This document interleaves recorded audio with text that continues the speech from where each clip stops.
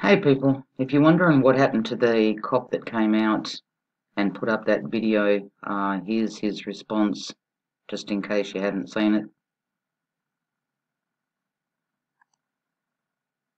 Hey, what's up, guys? So I just kind of wanted to take a couple minutes, get everybody caught up to speed on what's going on in my life. I've been getting a lot of questions, and figured I'd just make a second video and answer some of the things that I've been receiving. I first wanted to say I'm humbled by the response that my video got. It's been viewed millions and millions of times. People all over the country have been calling me, texting me, sending me emails, comments, and the overwhelming majority of it has been positive. And so I think that's pretty cool because my whole thought process on making that video was trying to bridge the gap between law enforcement and the public. And I've seen both sides with open arms willing to embrace that. And I think that's a step in the right direction. So that's pretty cool. One thing that I've seen come up over and over in the comments I've been in emails sent to me is, are you going to get in trouble? What happened to you? Or is there any discipline any discipline taking place? And so I figured I'd take a chance and give you a little synopsis of the last 3 days of my life after posting that video. So I posted the video on Tuesday, for the May 5th, and it took it took a day or two before it really started getting a lot of traction. But the next morning when I woke up on the 6th, I think it was only at a few thousand views.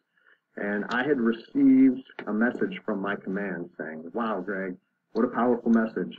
We agree with that 100%. Well done. And that was actually a relief for me because I was like, great.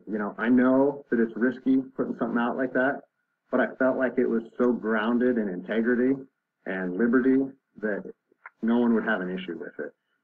So that was a relief. And then fast forward 3 hours later, I get another phone call from my command, and it said, hey Greg, the video's up to 400,000 views. It's time to pull the plug on this thing. And I immediately, it kind of caught me off guard because I said, why would we want to pull the plug on something that was already acknowledged as a good and powerful message from one law enforcement officer to others? And I said, yeah, that doesn't really make sense to me. I think maybe we should embrace this message and we should share this with other officers. And he said, listen, it's not up to me. I have been directed to tell you to take the video down, and I need to know if you're going to take the video down. And I said, no, I can't take the video down.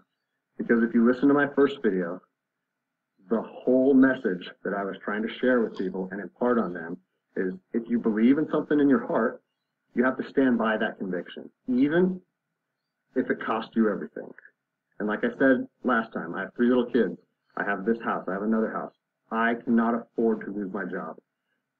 But after putting that message out there and sharing that with America, and it was so well received, I can't then just say, even though that's what I believe, I'm going to take a step back, I'm going to retract my words, and I'm going to allow my command to prevent me from sharing my heart and my truth.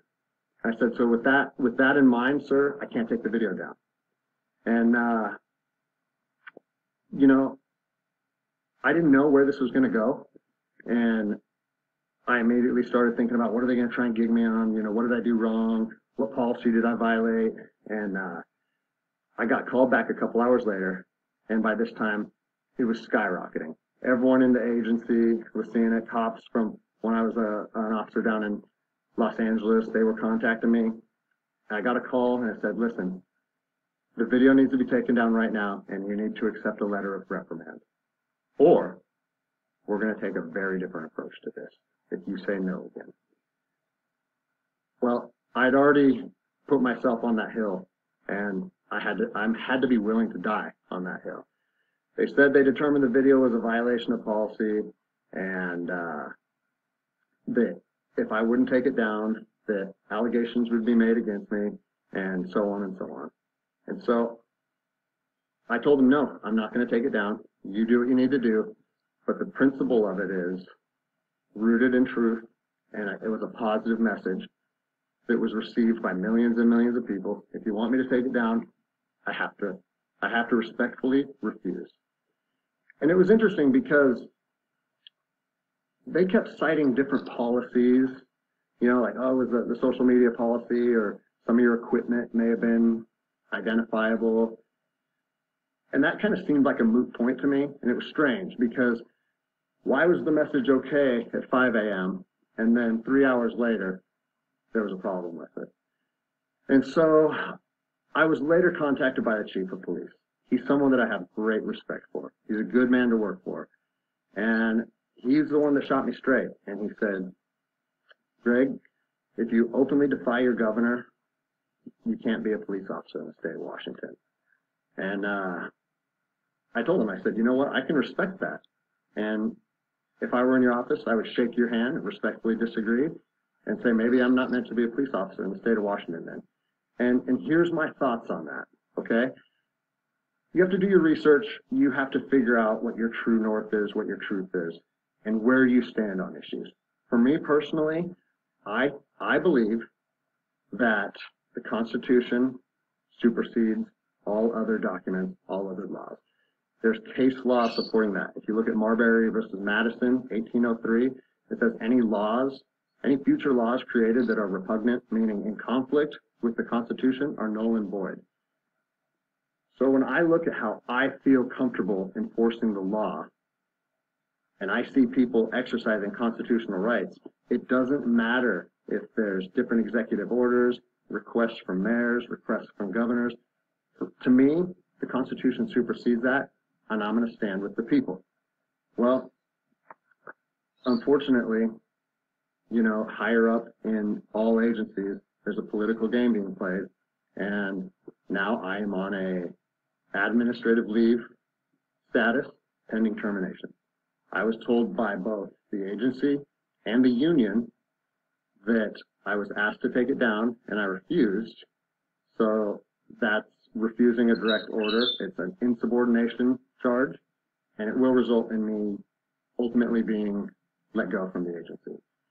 And I said, you know what, if that's what you guys have to do, if that video is so bad that you want to take my career from me, and you want to leave my, you know, like potentially take my ability away to provide for my family because of that video, do it. Because I'm going to stand by my convictions, just like I said in my last video. So yeah, it's weird, you know, how fast your life can change in a week. It's something that I never thought would happen. I never thought that I would make a video that would resonate with millions of people. But, you know, my head is held high. I'm not intimidated or upset by how this played out. Like I said in my last video, man, I fought in the streets of Ramadi during 04 and 05. I came to terms long ago that my convictions, my beliefs may cost me everything up into my life. And even though it's 15 years later and I'm a police officer in Seattle, Washington, that truth still remains for me. So I don't have an option to back down or feel sorry for myself or give in and say, you know what, I got kids and I think I'm just going to take the letter. No, if they want to do me like this for standing up for liberty, they can do that. I'll leave you guys with this. You know, it's on to the new adventure for me. I've been doing different things my whole life, and I'm actually excited, to tell you the truth. If you know of anyone accepting resumes, hit me up, because I might need it in the near future. But, you know, I've always wanted to circumnavigate the globe on a sailboat, so maybe it's time to chase that dream. Anyways, I appreciate all the support, guys. Take care. See what happens to people when they stand up? See what happens to people when they stand up? Does it matter at this point in time? Hell the fuck no. Hell the fuck no, because this goes back to what I've always said, that my father taught me, if you believe in something strong enough, even if sometimes you have to stand on your own, you do what's right. You do what's right. Stand by what you believe. And that's what he's doing. This is no time, people, to be on both sides of the fence. This is a time to take a look at yourself in the mirror and ask yourself, which side am I on? How do I want to see things play out? Anyway, later.